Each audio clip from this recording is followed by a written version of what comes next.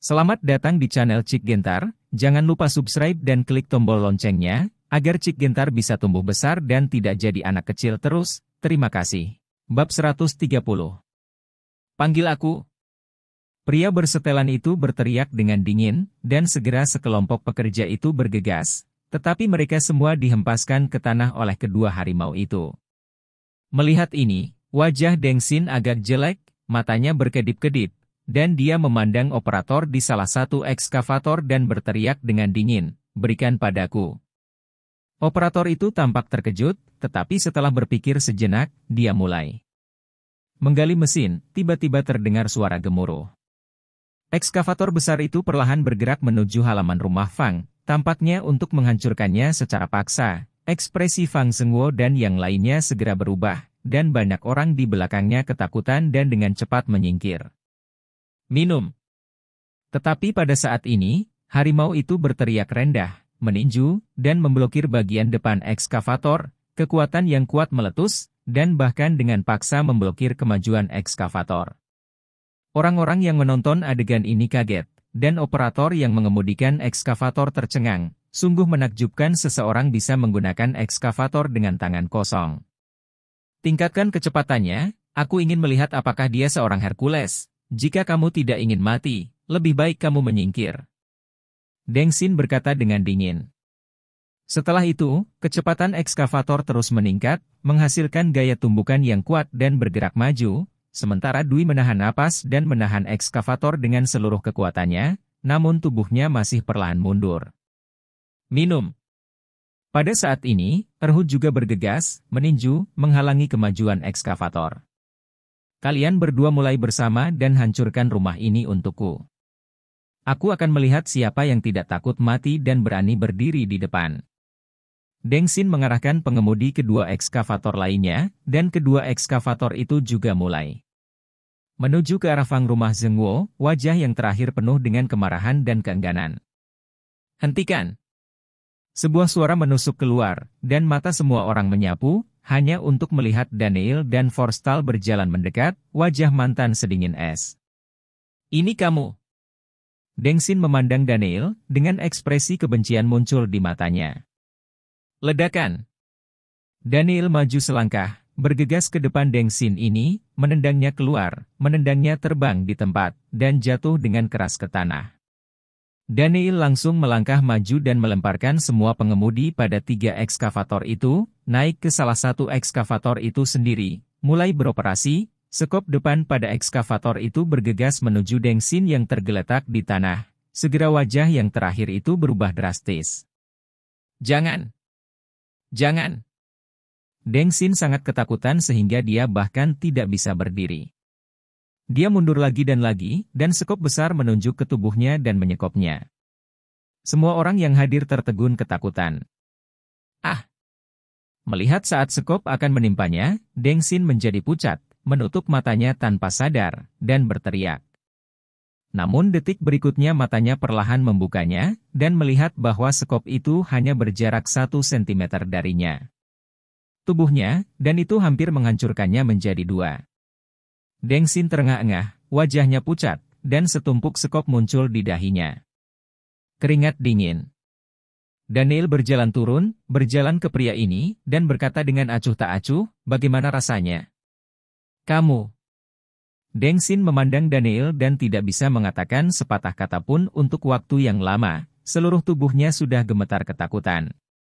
Sampaikan sepatah kata pun kepada bos grup Su Anda, jika Anda mau untuk menghancurkan kota kumuh ini, Anda dapat melakukannya.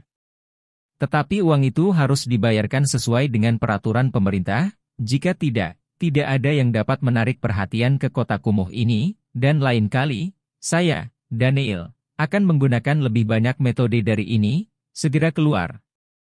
Daniel berkata dengan dingin, dengan niat membunuh di matanya, dan kekuatan yang mengejutkan, yang membuat Deng Xin gemetar, dan ada ketakutan yang tidak bisa dijelaskan di dalam hatinya. Segera. Deng Xin bangkit dengan cepat, tidak mengatakan apa-apa. Tidak berani mengatakan, dia melarikan diri ke sini dengan putus asa bersama sekelompok orang. Usir orang-orang besar ini, jangan merusak pemandangan di sini.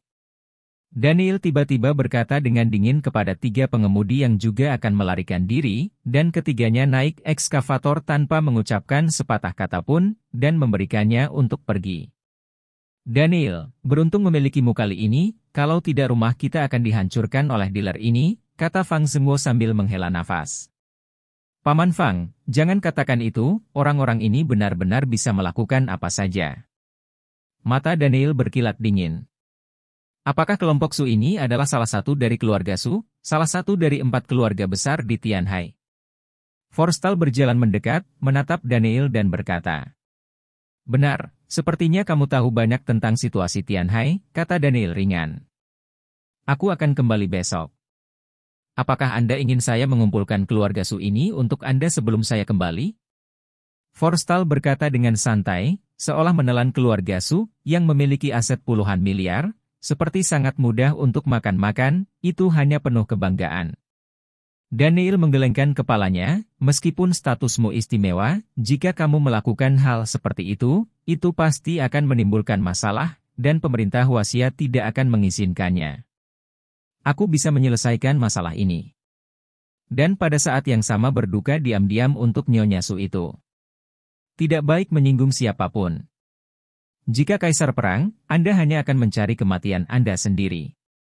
Apakah Forstall tahu kengerian Daniel sebagai kaisar perang? Bahkan 5 keluarga super negara M tidak berani menyinggung Daniel dengan mudah, jika tidak, kelompok bawahannya akan menjadi gila, dan tidak ada yang bisa menghentikannya. Setelah Deng Xin kembali, dia memberitahu Su Ming, tuan muda dari keluarga Su, apa yang terjadi di kota kumuh itu. Daniel, orang ini benar-benar ikut campur. Mata Su Ming berkedip, dan dia menembak dengan dingin. Tuan muda, apa yang harus kita lakukan sekarang? Deng Xin memandang Su Ming dan bertanya tanpa sadar. HMPH, aku ingin melihat seberapa kuat orang ini. Mata Su Ming berkilat tajam, dan dia berbisik beberapa kali di telinga Deng Xin, dan ekspresi Deng Xin berubah. Ini. Apakah tuan muda benar-benar akan melakukan ini? Akan buruk jika terjadi sesuatu, Deng Xin sedikit terkejut. HMPH, siapa yang memberitahu mereka bahwa mereka ada hubungannya dengan Daniel? Mereka sendiri yang memintanya, Su Ming mendengus dingin. Di sebuah hotel, Bai Siner dan Mei Yanyan sedang duduk di sini, ketika tiba-tiba bel pintu berbunyi. Aku akan pergi dan membuka pintunya, kata Mei Yanyan, dan berjalan untuk membuka pintu. Berdiri di luar pintu adalah seorang pemuda tampan berjas, dengan aura seorang pemuda. Kenapa kamu di sini, Tuan Muda Lan?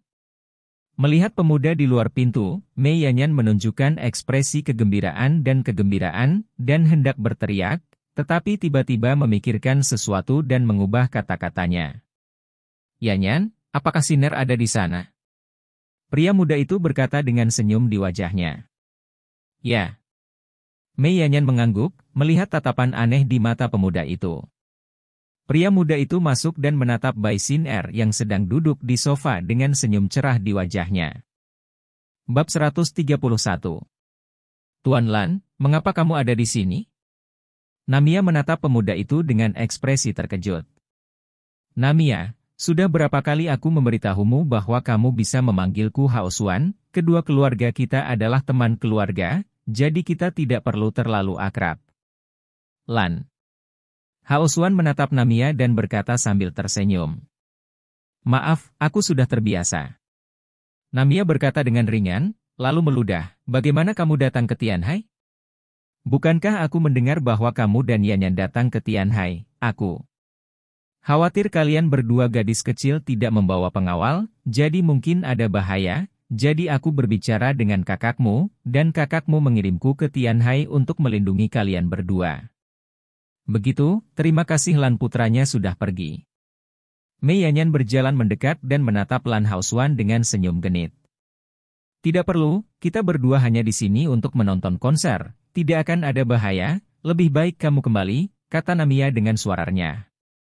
Lan Hao Xuan tersenyum dan berkata, itu belum tentu benar.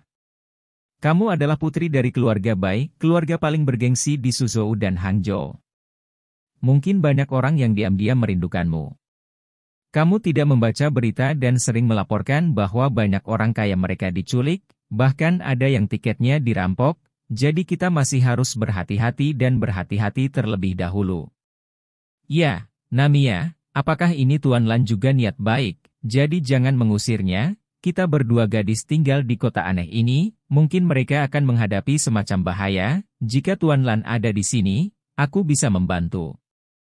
Mei Yanyan duduk di samping Namiya dan membujuknya. Oke. Namiya berpikir sejenak, lalu mengangguk. Ekspresi kegembiraan melintas di mata Lan Haosuan, dan dia melirik Mei Yanyan tanpa terasa, yang kemudian memberinya kedipan. Daniel sudah kembali ke perusahaan Yeti saat ini, tetapi saat dia masuk ke perusahaan Yeti, Healy, wakil direktur Departemen Keamanan, datang. Tuan Daniel, ini adalah pos tantangan untuk Anda, Healy menyerahkan sebuah pos kepada Daniel. Pos tantangan? Apa itu? Daniel bertanya dengan ragu. Dia membuka posting itu dan membacanya, Huo Qishan dari Aula Seni Bela Diri Keluarga Chen menantang Daniel. Lokasi tantangan, Aula Seni Bela Diri Keluarga Chen, waktu, jam 12 siang. Tuan Daniel, sasana seni bela diri Chen ini adalah sasana seni bela diri terbesar di kota Tianhai kami. Sasana ini sangat kuat dan memiliki sejarah ratusan tahun. Ada banyak petarung ulung di dalamnya. Jika Anda ingin menerima tantangan, Anda harus hati-hati. Li melihat Daniel, dia tidak bisa tidak mengingatkan. Tidak tertarik. Dengan lambaian tangan Daniel, tiang itu dibuang ke tempat sampah di sampingnya, dan dia berjalan menuju lift. Tantangan yang dikeluarkan oleh sekolah seni bela diri, dan Daniel ini benar-benar melemparkan tiang itu ke dalam tempat sampah, itu benar-benar tidak bisa dimengerti. Di Tianhai, ada sebuah bangunan besar di bagian tersibuk dari pusat kota. 4 karakter emas panas dari Aula Seni Bela Diri Chen sangat mencolok di luar. Ini adalah sasana seni bela diri nomor 1 di kota Tianhai, Aula Seni Bela Diri Chen. Seni bela diri Chen telah berbasis di Tianhai selama 100 tahun, dengan fondasi yang kuat dan pengaruh yang luas, dapat dianggap sebagai kekuatan yang kuat di kota Tianhai, dan orang biasa tidak berani memprovokasi itu. Lagi pula, ada ratusan prajurit di Aula Seni Bela Diri Chen ini, serta sejumlah besar pelatih, dan Master Aula Seni Bela Diri Chen dikatakan sangat kuat, sehingga hanya sedikit orang yang berani memprovokasi dia. Pada saat ini, di aula pelatihan seni bela diri Aula Seni Bela Diri Keluarga Chen, Chen Xiu berdiri di sini dengan ekspresi yang dalam. Berdiri di sampingnya adalah seorang pria berusia 30-an yang mengenakan seragam pelatihan hitam, dengan tubuh yang kuat dan wajah gelap napasnya tenang. Dia adalah seorang prajurit yang kuat. Adik laki-laki, sekarang sudah hampir waktunya, tetapi pria itu belum datang, jadi dia tidak akan datang. Pria berusia 30-an itu melihat ke waktu dan berkata kepada Chen Xiu. Chen Xiu sedikit mengernyit, dan tatapan suram melintas di matanya, dan berkata, jika dia tidak datang, maka kita akan datang ke pintu untuk menantang secara langsung, dan saya harus mengatakan itu. Setengah jam berlalu, Daniel masih belum muncul, tinju Chen Xiu berderak, dan matanya berkedip-kedip dengan cahaya sedingin es. Bajingan ini! Chen Xiu mengutuk secara diam-diam. Adik laki-laki, orang ini benar-benar tidak menganggap serius tantangan pusat seni bela diri Chen kita, dia tampak sangat sombong. Pria berusia 30-an itu juga berkata dengan sedikit kebencian, dengan kilasan kemarahan di matanya. Grup Yip. Chen Xiu sedang menunggu Daniel muncul, untuk membalas nada tadi malam, tetapi dia tidak tahu bahwa Daniel tinggal di perusahaan Yeti saat ini, mengobrol dengan wanita cantik Siki di samping, sangat santai dan santai. Dia tidak berniat menerima tantangan yang membosankan. Jika Chen Xiu mengetahuinya, dia mungkin akan sangat marah hingga muntah darah. Tepat ketika Daniel menggoda Siki untuk tertawa, teleponnya tiba-tiba berdering, dan suara dingin dan acuh tak acuh Suyan datang dari dalam. Presiden sedang mencarimu. Satu kalimat bersih dan rapi, dan dia langsung menutup telepon, merasa lebih dingin dari Yevi. Gadis ini memiliki kepribadian yang nyata. Daniel tersenyum, bangkit dan hendak meninggalkan departemen penjualan, tepat pada waktunya untuk bertemu dengan Hong Mei yang masuk. Bokong yang terbalik ditampilkan dengan sempurna. Setelah reklamasi Daniel, Hong Mei memancarkan pesona unik wanita muda dan wanita dewasa, seperti buah persik yang matang, kaya dan berair, sehingga sulit untuk dikendalikan. Selain itu, wanita ini memandang Daniel, dan bahkan mengedipkan mata pada Daniel, dan segera mengaitkan nafsu yang tersembunyi di tubuh Daniel lagi. Sudah 2 hari sejak dia menjatuhkan wanita ini hari itu, dan sekarang mata Hong Mei langsung membangkitkan hasrat di hatinya. Tunggu aku malam ini. Daniel berjalan ke sisi Hong Mei, meniup telinganya dengan lembut, dan berjalan keluar. Ada senyum menawan di sudut mulut Hong Mei, ekspresinya sangat menarik.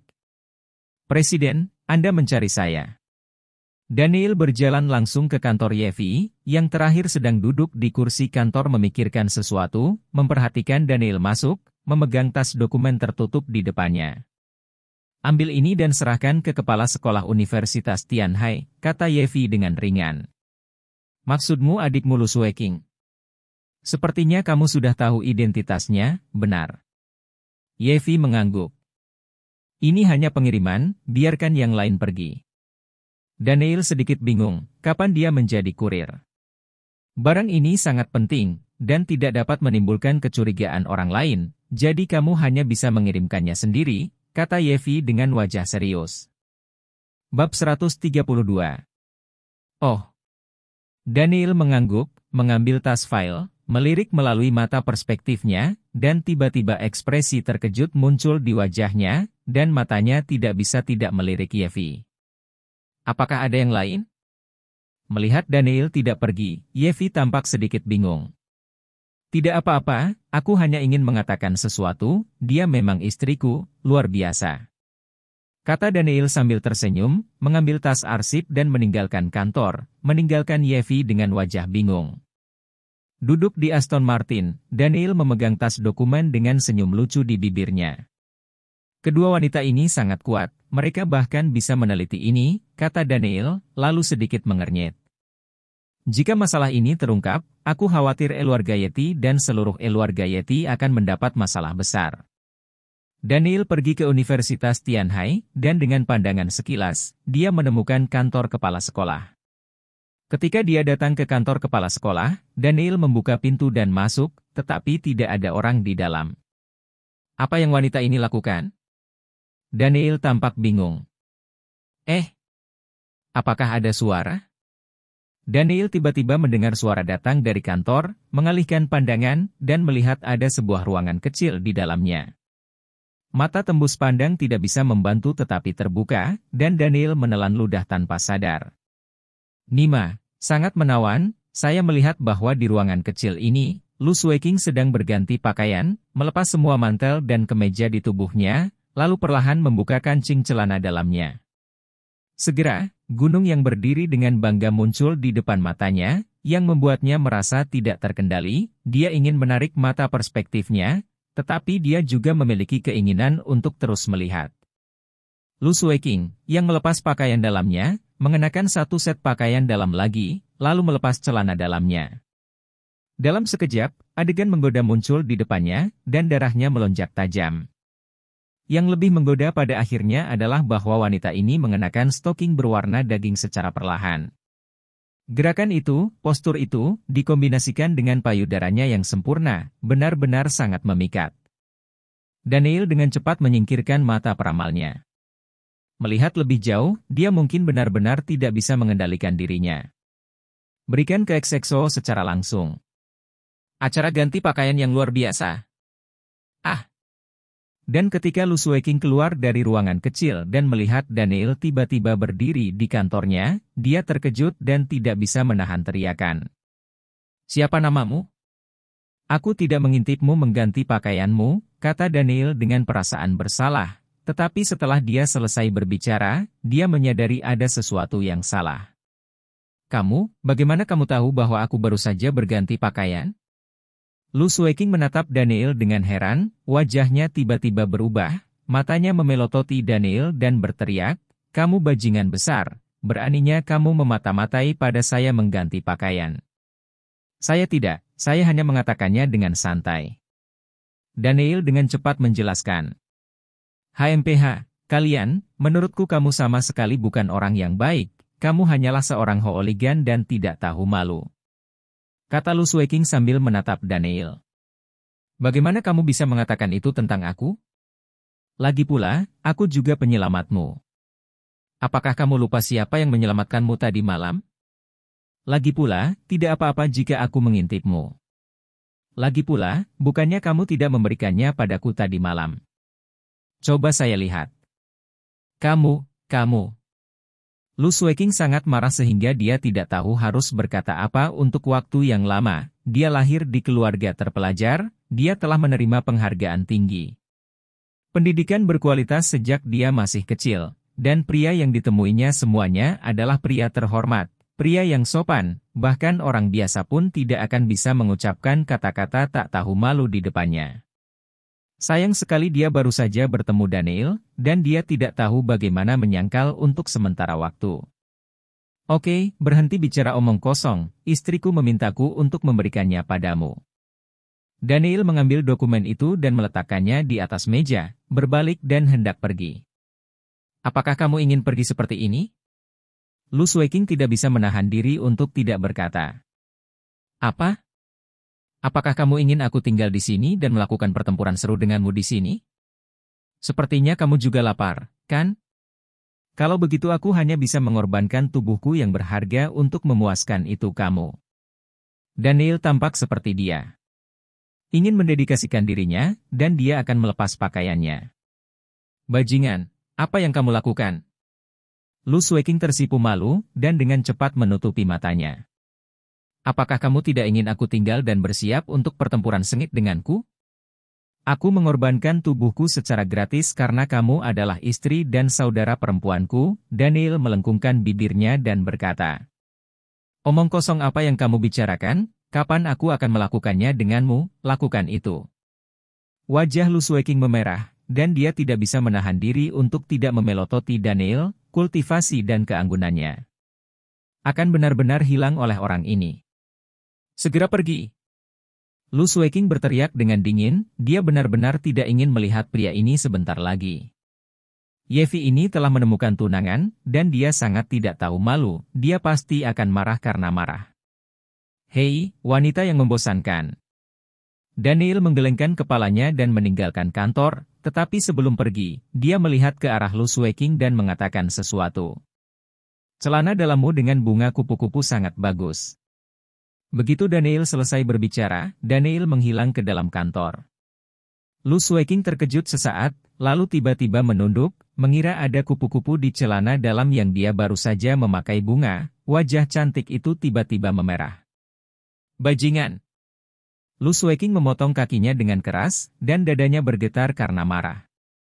Tidak, aku harus memberitahu Yaksin bahwa aku tidak boleh bersama orang ini, atau aku akan hancur. Lu Sueking berkata dengan marah, mengangkat telepon dan mengeluh kepada Yevi. Daniel, yang meninggalkan kantor Lu Sueking, bersiul dengan ekspresi santai di wajahnya. Ketika melewati sebuah danau kecil, Daniel melihat sosok, itu adalah gadis cacat Wang Miao Miao yang dilihatnya kemarin. Saat ini, Wang Miao Miao sedang berjongkok di tepi danau, punggungnya agak sepi dan sunyi. Kemudian Wang Miao Miao tiba-tiba berdiri dan berjalan menuju danau. Melihat ini, ekspresi Daniel berubah, dan dia tiba-tiba melompat keluar pada saat yang sama. Wang Miao Miao maju selangkah dan ingin melompat ke danau, tetapi Daniel memeluk pinggangnya dan menariknya. Lepaskan, kenapa kamu menarikku? Wang Miao Miao terus meronta, rambutnya tergerai di depan tubuhnya, dan embusan angin meniup rambutnya ke atas, hanya separuh wajahnya yang mengerikan dan menakutkan.